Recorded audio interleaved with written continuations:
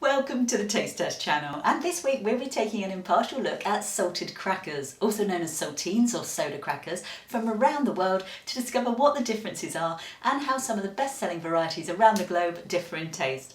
As always, just for fun, we'll be awarding our Taste Test Channel Best in Class award to the winner. If you're new to the channel, just hit the subscribe button to ensure you don't miss out on any of our regular taste tests. So, a quick snapshot on the origins of the savoury cracker. We've been crushing grain to make flatbreads for over 10,000 years, and it's not much of a stretch to evolve that into a drier, more long-lasting format. The Romans, for example, had biscuits they called bucculatum. Savoury grain biscuits were taken on the Crusades in the 1100s, and quadruple baked versions called hardtack, said to be dense enough to stop a musket ball, were standard ration on naval sea voyages from the 1500s. 300 years later, an American bakery started adding baking soda, but commercially the first name brand salted version was the Premium Soda Cracker in 1876 by F.L. Summer & Co. of Missouri, and it was these very crackers that went on to become the US favourite Nabisco Premium Saltines.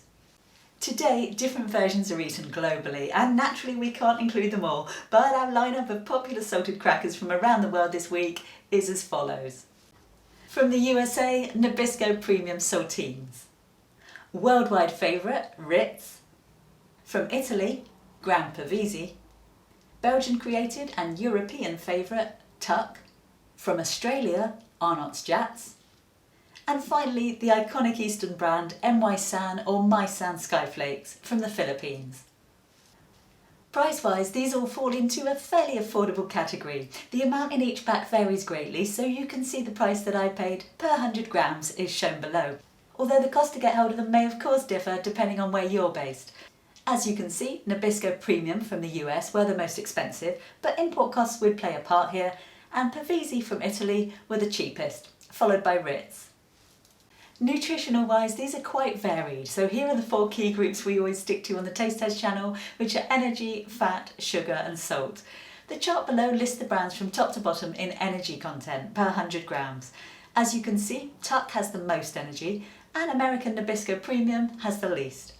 Fat content also varies massively, with Tuc having the most fat, more than 3 times as much in fact as Nabisco. Sugar comes in as Ritz having the most and Nabisco containing none at all. And finally, salt content shows that Tuc has the most and Australian Jatz has the least. But how will all this affect the taste? Well, that's why we're here.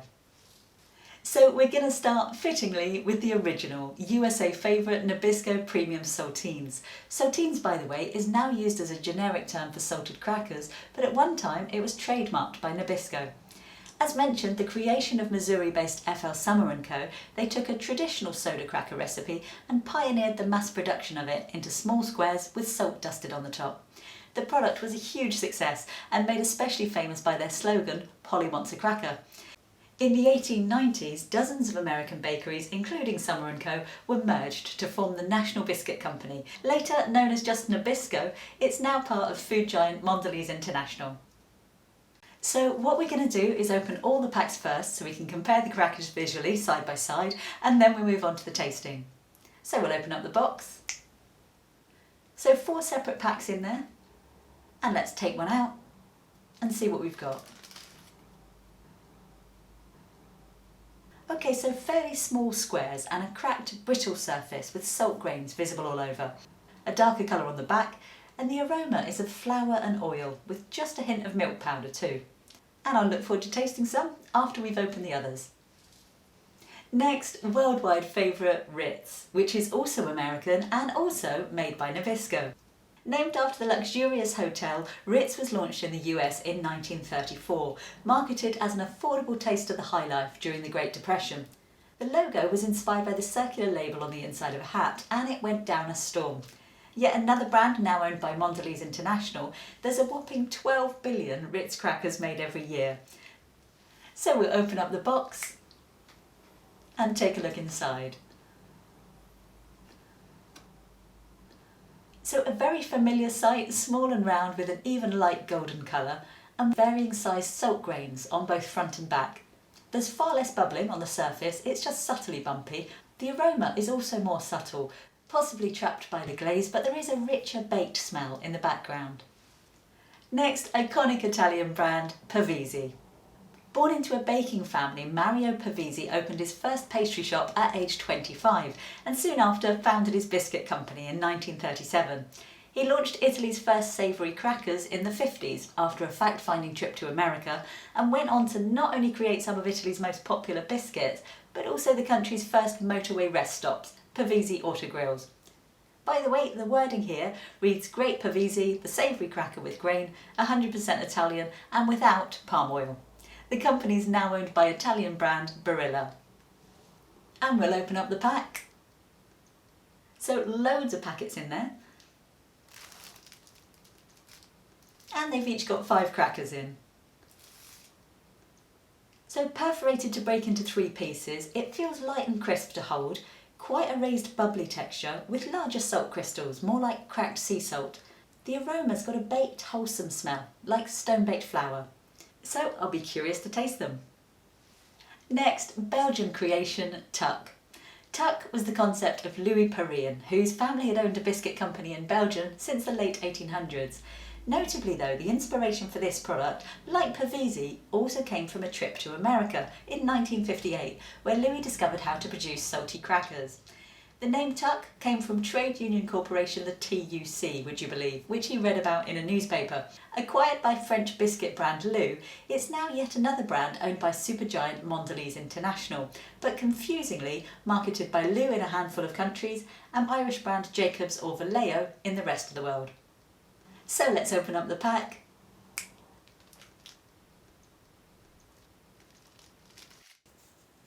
So quite a golden look to it and subtle bubbling. It has a shinier finish like you get from an egg wash and it feels oily. There's tiny salt flakes and the aroma is subtle and simply smells of oil. Next, from down under, Arnott's Jatz. The company was started in Australia in 1848 by Scottish immigrant William Arnott, who tried his hand at gold mining but with no success returned to baking. Nonetheless, you might say he struck gold with his biscuits as he went on to open his own successful steam-powered biscuit factory in 1865. Jatz Crackers were launched in 1952, clearly emulating the already successful Ritz, and Arnott's company remained in the family till 1975 but is now owned by US investment company KKR. So let's open up the box and see what we've got. Okay, so initially it looks like Ritz, but it's much darker, less so on the back. It also feels much lighter in the hand and has a lot more raised blistering and very evident small salt crystals. But how's it going to taste? We'll find out shortly. Finally, from the Philippines, M.Y. San, or let's say My San, Sky Flakes. The company was founded in 1935, but already had its roots in a humble ice cream parlour started 30 years before in Manila by Chinese M.Y. San himself. After returning to China and opening his own factories in Hong Kong, his partner continued the business separately in the Philippines, and the family later evolved it into a super successful biscuit company. Today it's a Philippine super brand, iconic across Asia and in fact found in stores throughout the globe. So we'll open up the box. So loads of individually wrapped packs there. Quite a fun looking design. And very different in appearance, triple perforated like Pavesi, but very light in colour. Also very flat and even with almost no bubbling. The aroma is also unique, a faint perfumed scent, I suspect coming from coconut oil, and we'll see how it tastes in just a moment.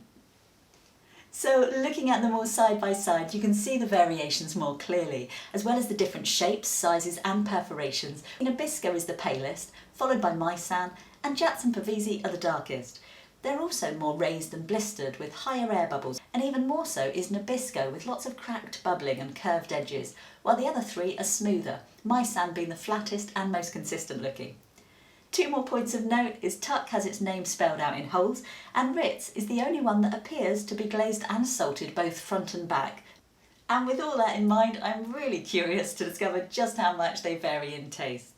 Now, crackers are eaten in all kinds of ways. They've long been dipped or crumbled into soups, chilies or stews, crushed as a topping for meat and fish, or even eaten on their own, often as part of a saltine challenge, the most you can eat in a minute with no liquid. Now, I don't know about you, but if I'm eating crackers, I tend to have a bit of cheese and things with them. So let's rustle something up. And now that we have our cheese board, let's move on to the tasting. So we'll start with Nabisco Premium from the US.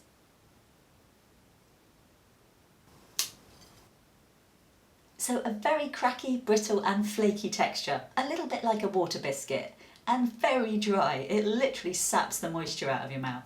It's quite salty, no sweetness at all, and not a lot of flavour. It's mainly just dry, salty white flour, and that's also the aftertaste. Nothing bad about it though, but it's one to load toppings onto. You wouldn't munch away on them on their own. It would be way too dry and floury, for me at least. Next, we'll try global seller Ritz. So immediately crispier and much less dry. It's crisp and salty on the outside, with more substance and a distinct sweetness on the inside, while also being softer in the mouth. There's also a richer baked taste with the faintest suggestion of vanilla or sweet baby rusk, and the aftertaste is more like a biscuit or shortbread. Overall, these definitely stand up in their own right. There's more to them, and you could snack away on them without needing toppings. Next, we'll try Gran Pavesi from Italy.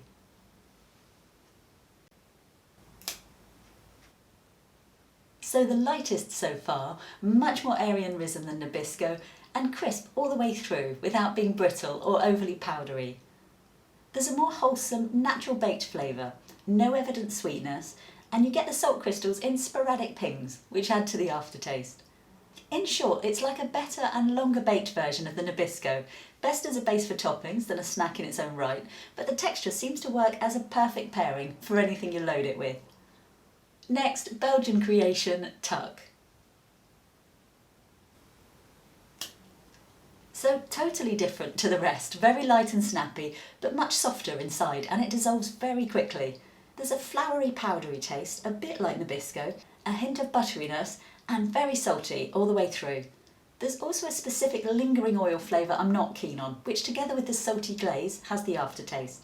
To sum up, you could definitely snack away on these on their own, but in my opinion they feel and taste quite unhealthy, over-salted, and not the nicest tasting oil, but that could just be me. However, I should mention I also acquired a pack of Tuc made by French brand Lou, rather than Jacobs, and amazingly they tasted much better. Much less salty, much better flavoured oil, there's no palm oil in there, and lower calories, so if you can find a pack by Lou, give them a try. Next, we'll try Australian Jatz. Okay, wow, so completely different again. Firstly, these are no Ritz. They may look alike, but that's where the similarity ends. They are incredibly hard and cracky, the complete opposite of melt in the mouth. Taste-wise though, a strong oil flavour. They state baked, not fried, but they taste fried, like chip pan oil, and that has the aftertaste. The salt, however, is subtle and just the vaguest hint of sweetness. To conclude, not the best flavour and too hard to pair well with toppings, but on their own I did start to find the tough crunchiness slightly addictive, albeit like chewing shards of glass loudly in a quiet room, it does give your teeth a workout, and I found myself going back to the pack for more. Finally, we'll try my son's Sky Flakes from the Philippines.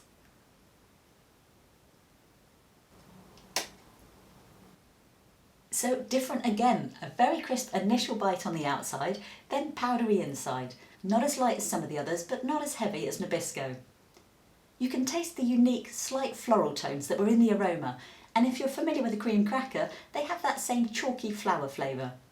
They're very savoury, there's no sweetness there, and also the least salty tasting of the lot. The aftertaste, however, is the strongest, a combination of creamy coconut and other oils, an acquired taste I'd say, and I can appreciate why they're so popular across Asia. They would go well with or without toppings. So that covers how they all differ in taste, and now that we've tasted them all, as always, just for fun, we award our Taste Test Channel winners and Best in Class award. And I always stress, choosing a favourite really does come down to what you personally want from a cracker or saltine. If you want them dry and powdery, then Nabisco would top the charts, followed by Sky Flakes. For light crispiness, it would have to be Pavesi. Or for a cracker snack to enjoy on its own, then Ritz, Tuc, or even Jatz all offer different qualities, but I would advise a good strong set of teeth are required for the Aussie ones.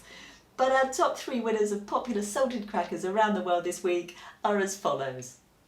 Winning third place, my Sky Flakes from the Philippines, a good all-rounder for eating alone or with toppings and with a unique perfumed quality that enhances the experience.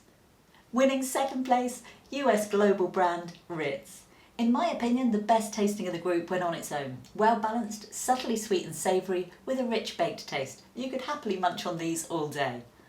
But in first place this week in the popular salted crackers from around the world, the Taste Test Channel Best in Class award goes to Gran Pavesi from Italy. This stands out as having the best texture by far. Light and crisp with an almost home-baked feel, wholesome but not heavy, and as a base layer complements and enhances whatever you choose to top it with. In my opinion, a perfect cracker. So well done to Pavesi from Italy. And as always, taste is subjective, and this is purely my point of view, but I hope it's provided some useful insights.